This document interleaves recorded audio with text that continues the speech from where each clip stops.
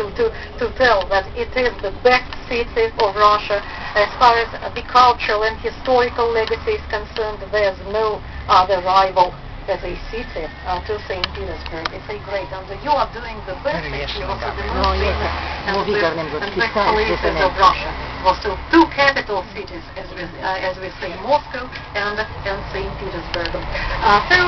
Now we are going by the building of St. Isaac's again on the right-hand side. Ladies and gentlemen, have a look at the columns and see the legacy by the wall. Marks from the shells. Can you see in the columns marks from the shells? Yes.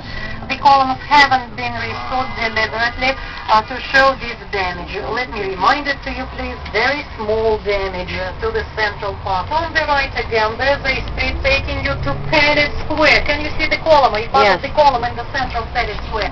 That is the way to the Hermitage Museum. We will be there a bit later. So we are now in a so-called historical, geographical and compositional center of St. Petersburg. Three main squares laid out around the Admiralty building. St. Isaac's Square, Paris Square, and now we are on December Square, the venue for that uprising. Do you remember when Nicholas I ascended onto the throne? Formerly, the square got the name after the building of the Senate. You can see it on the left. Senate, former Senate building, Russian Parliament under the Tsar. Former Senate Square is on the right, and the square was renamed on the centenary of that uprising in 1925, in the Bolshevik time. And in the center, you can see a very famous another symbol of St. Petersburg. It's Bronze Horseman Monument. Bronze Horseman Monument, equestrian monument to the Tsar Peter I. On the pedestal to the monument there is an inscription which reads Petro Primo Caterina Segunda, to Peter I from Catherine II, because it was in the time of Catherine the Great that this monument was put up there. Catherine the Great always regarded herself to be a very disciplined student by Peter the Great, and she always tried to emphasize the links of her policy to politics by the Tsar. And she attached such a great importance to the erection of monuments connected to the name of Peter. The monument is a pure symbol. Peter is dressed like a Roman emperor. He is wearing a laurel wreath, the symbol of the eternity of all Peter's successful achievements. The monument faces the Neva River. Ladies and gentlemen, the Neva, mother river of the city, is on the right-hand side. St. Petersburg is in the delta of the river on 42 islands at present. The monument faces the Neva to remind the fact that by founding this city on the banks of this river, Peter opened the window on Europe. At the hind legs of the horse there was a snake, serpent, the symbol of all the treason and obstacles which Peter had to overcome. And as for the pedestal to the monument, it's a piece of natural rock. According to the legend, there used to be a place which was named Lakhta. Lakhta was only 10 kilometers from here, and Peter liked that area. There was a rock there.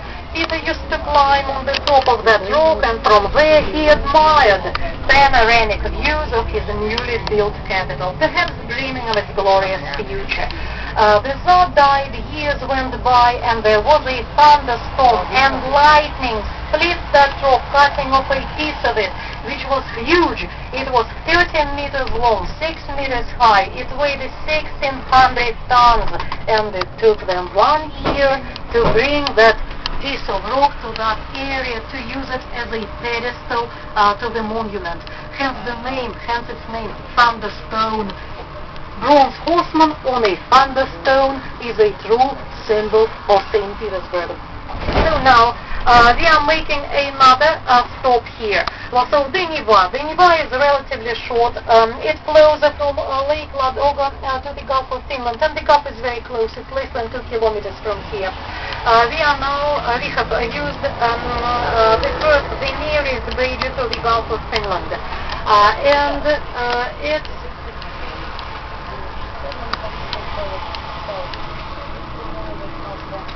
just a moment. Yes, Pink says yes, just a moment.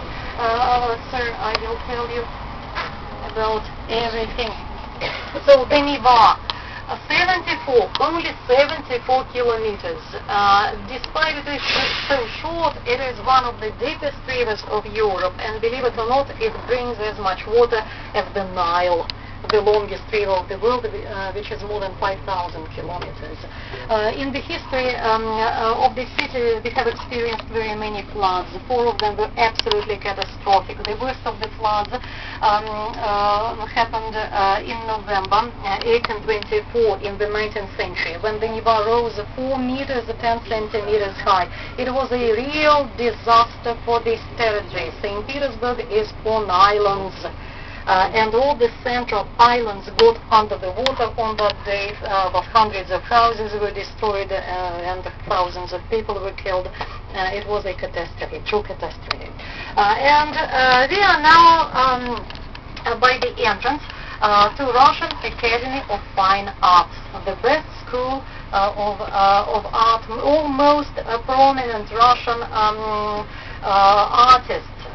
So Russian Caravaggios, Russian Rembrandts and Van Dycks. It is possible to draw parallels.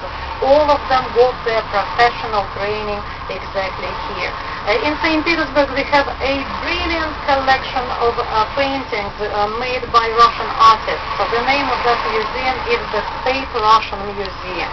And all those paintings that you can enjoy in that gallery were made by the people who graduated from here, Russian Academy of Fine Arts. In Moscow, what kind of tours are you doing in Moscow? Do you go